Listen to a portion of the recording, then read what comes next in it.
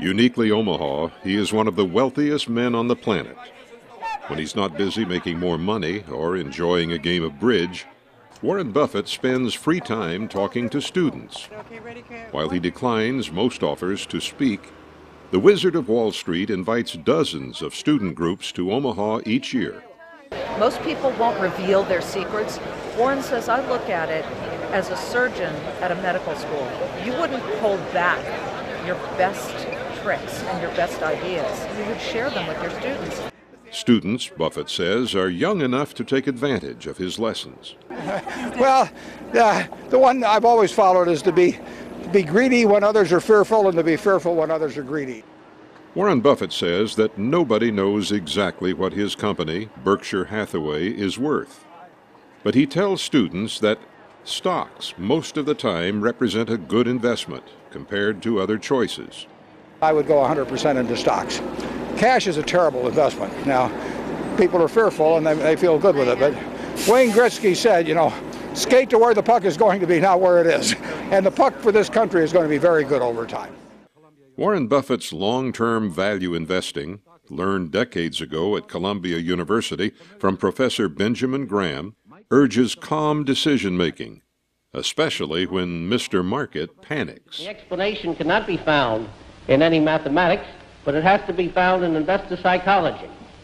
You can have an extraordinary difference in the price level merely because not only speculators but investors themselves are looking at the situation through rose-colored glasses rather than dark blue glasses.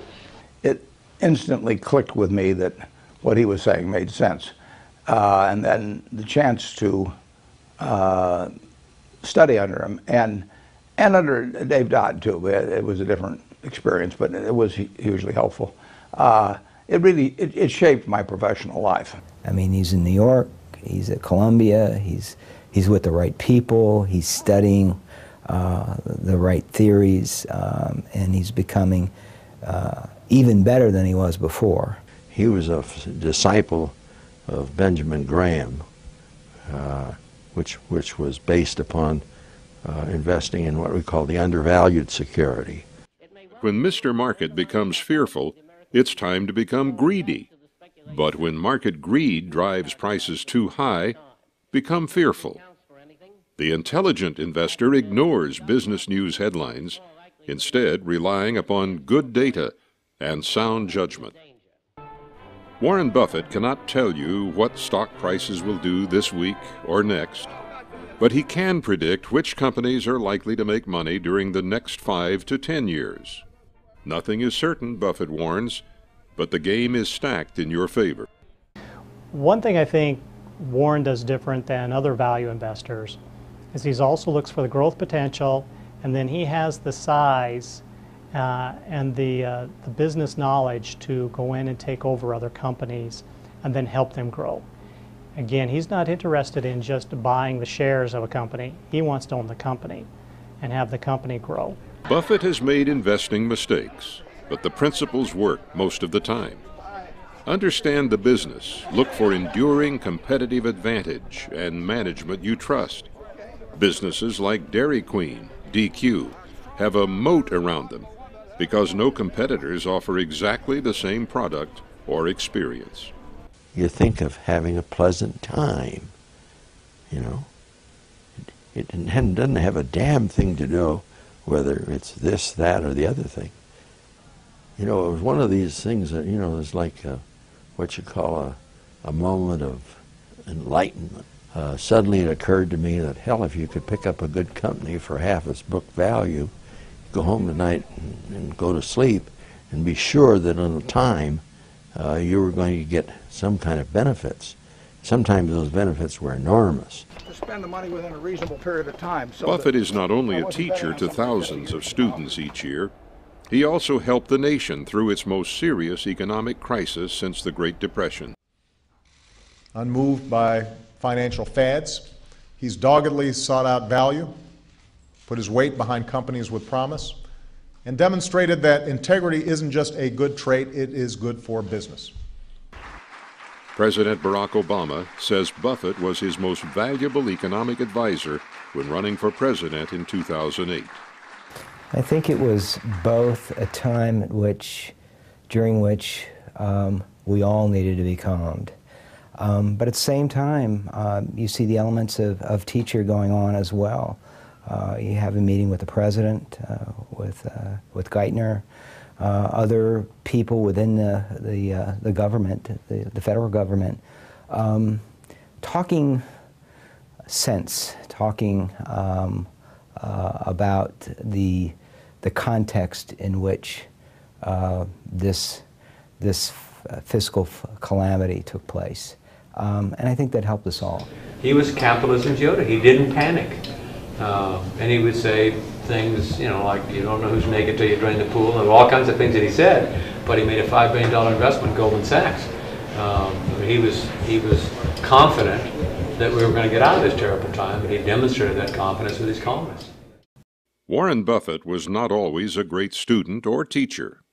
He learned investing through early experiences, library studies, and eventually in a graduate program at Columbia. But Buffett had a problem. He feared public speaking. He was so socially inept in groups and afraid, he says that presenting in high school and college made him throw up, until he spent $100 cash on a Dale Carnegie course at the Rome Hotel in Omaha. I had just finished a Dale Carnegie course, which was taught by Wally Keenan out of the old Rome Hotel, and prior to taking that course, I'd been absolutely unable to speak in public, and after taking the course, I decided, which had a big effect on my life, I decided that I'd better get out in public and keep talking, or I would lapse back into my previous state. So I went out to what was then the University of Omaha and volunteered my services, and luckily for me, they took me up on it. In February 1951, Buffett had a brief newspaper announcement.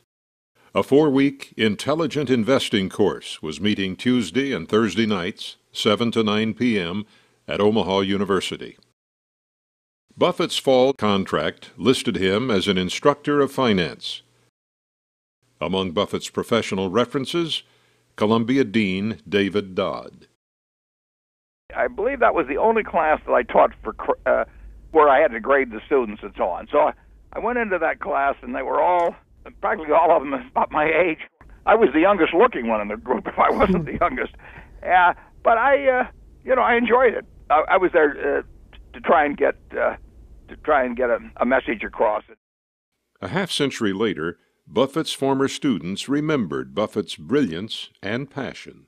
Warren was just a data bank. He'd just store all this information. And I don't really relate to him going to a book. I can relate to him delivering his or addressing his class and answering questions without referencing anything. He knew what he was talking about. I was quickly quite an admirer of him, because it was the first time I had ever run into anybody that explained investment strategies in a way that I thought made a hell of a lot of sense. When he was teaching the class, it was like visiting with a bunch of friends. It wasn't like, talking to a group, making a speech to a big group of people. Well, it was Bob Russell was a fraternity brother of mine, and I was a major in sociology. And so he told me about this class of investment. So I says, okay. He says, well, Warren will give you a good grade. I says, okay. I didn't know Warren at all at that time. So I took the class, didn't get the good grade because he is an honest person and he gave me what I deserved. So that's the way that went. I had heard about Warren's financial past and the record, so to speak, and when I heard he was teaching at the adult school at Omaha, I decided to take it, and I'm sure glad I did, because I got to know him, and that wasn't bad.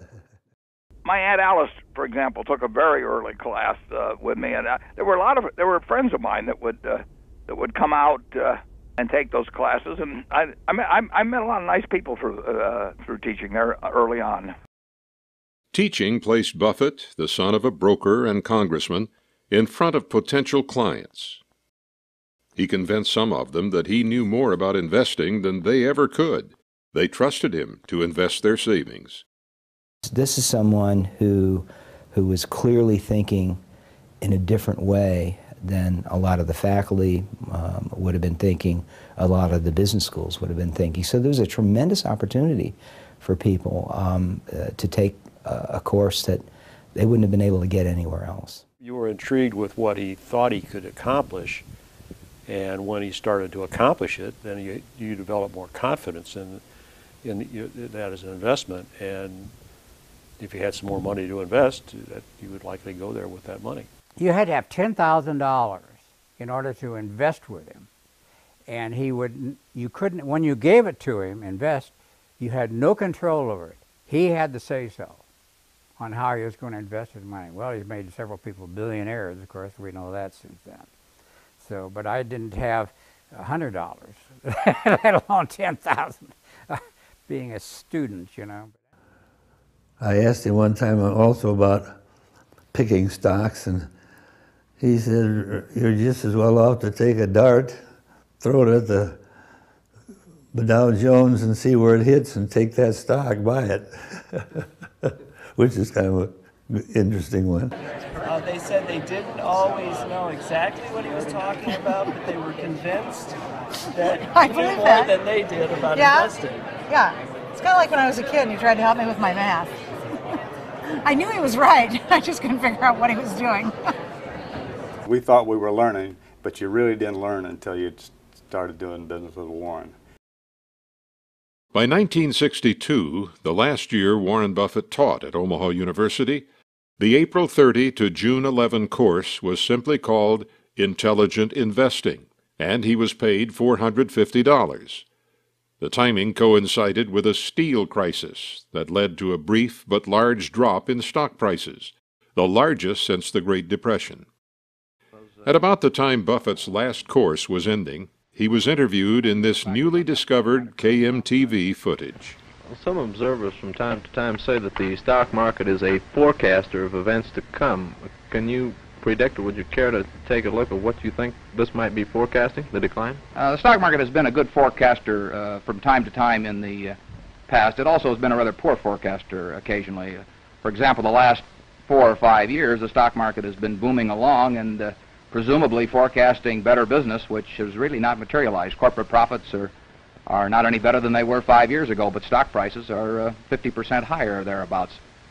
So maybe the stock market is really correcting a previous incorrect forecast this time rather than making a new correct one.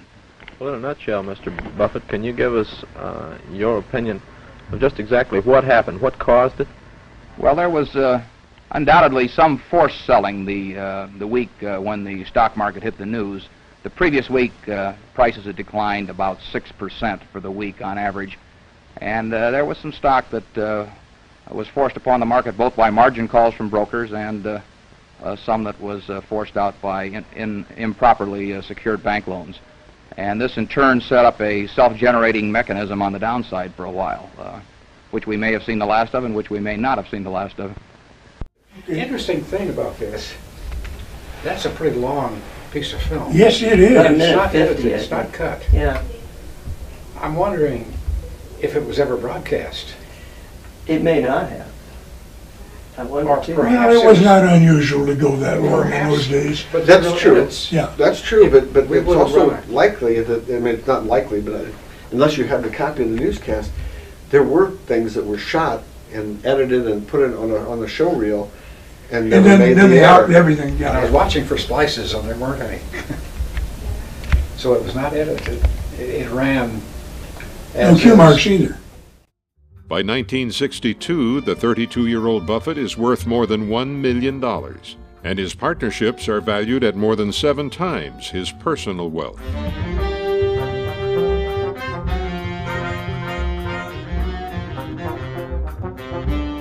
Did you ever imagine in that first investment? No. He never even accounted for the fact that, Jesus Christ, he did too make me rich, you know. Can't believe it. Yeah, and I was one of the dummies that really didn't invest very heavily in him. So I invested a few dollars, and 2 weeks later I sold it and I made $15,000. I thought I was the smartest man in the world. And then I realized that I was the dumbest man in the world.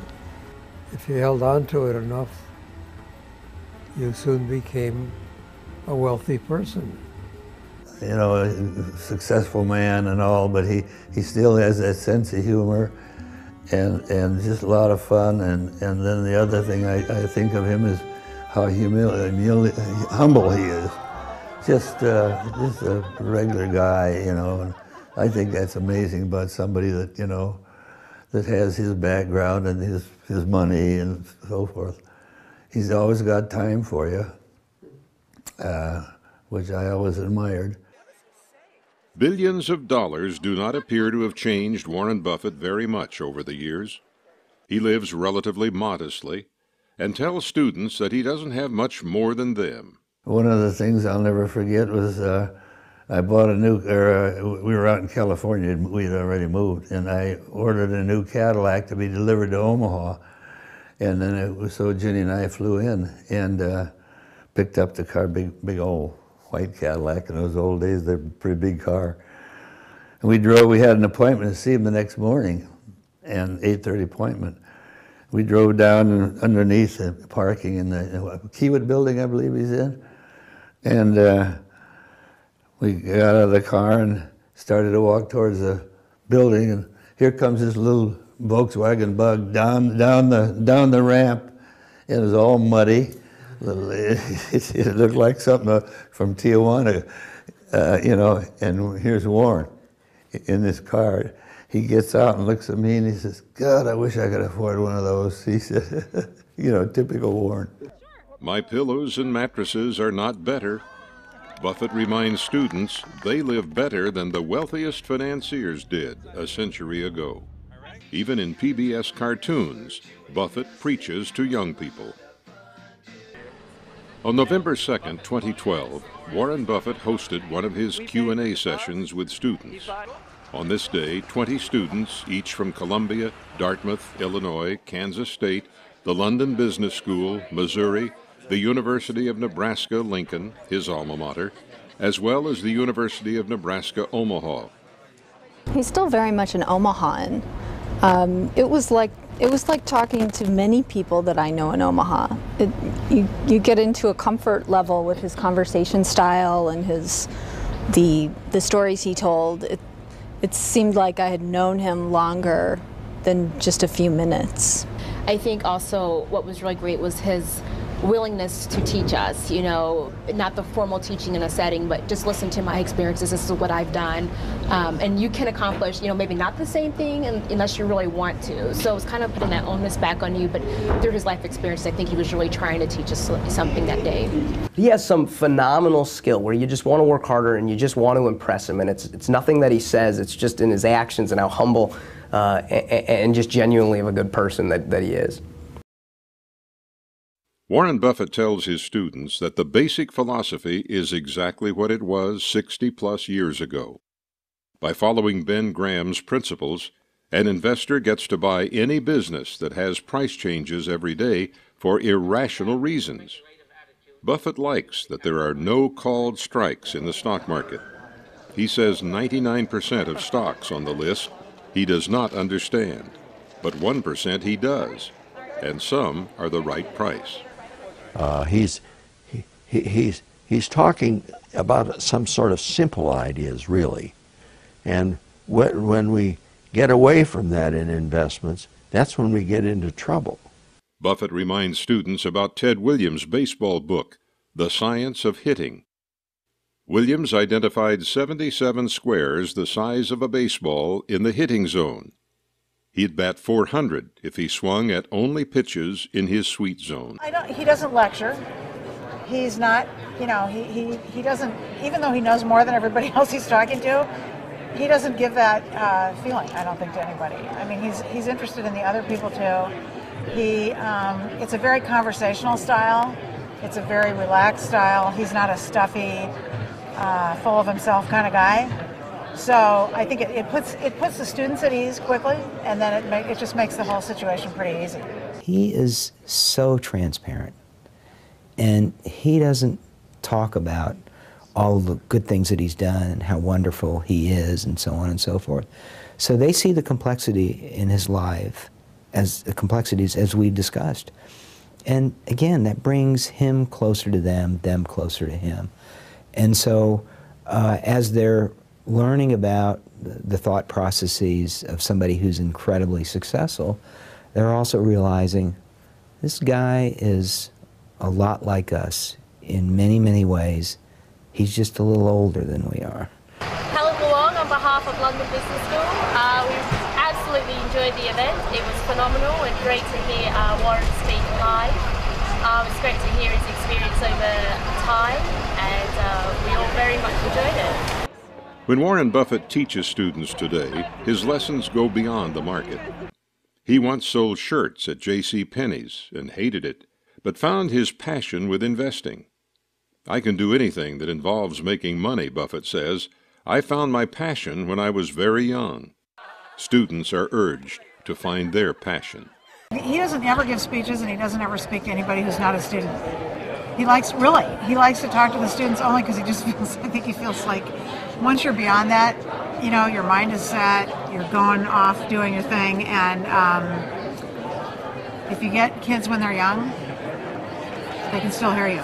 He gets a glint in his eye, and he will say something, and then while he's conveying that message, also slip in maybe a short anecdote, maybe a short story that's a little bit of humor in there, and that makes him much more enjoyable, much more approachable to the students. He kind of like wants to pass down his mentality and his way of life and his thinking down to our younger generation. I truly believe that that's probably the best way to do it. It's just showing how down to earth he is and how normal he is, just like the rest of us.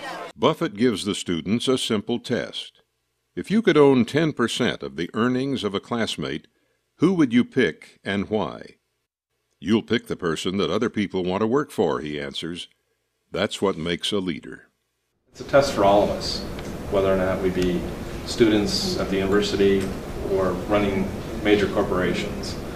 Just as Buffett learned to teach investing from Graham's teaching at Columbia, business professors around the country now teach similar courses. At Nebraska, Omaha, a frequent CNBC analyst teaches the genius of Warren Buffett. We put together a curriculum that I sent to Warren, and he reviewed it, and the last module is for the students, after learning about his investment methods and his management methods, to suggest an acquisition idea.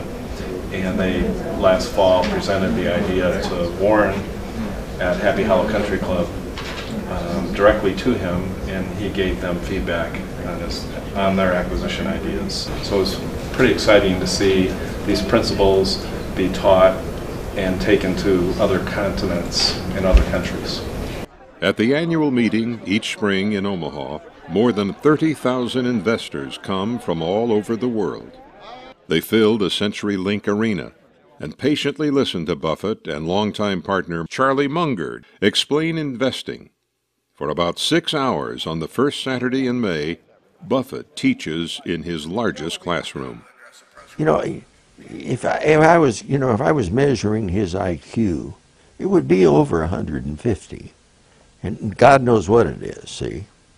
That's one of the reasons why this thing that's held down here at the hall is so well attended. They know they get straight answers for any question that really has any bearing on the future. Just as he tells students to know who they are, Buffett is very comfortable with his own identity and philosophy. It's not about the money, but rather Buffett's passion for playing the investment game. Warren Buffett says he was programmed to love investing and making money. Mr. Buffett, the teacher, sticks to his lesson plan. There's a tremendous feeling of satisfaction at the end of each course, and sometimes at the end of each lecture, that you can look out into the group, you can look at it among the students, and you have the sense that, yeah, today made a difference. It might be a really small difference, but it made a difference.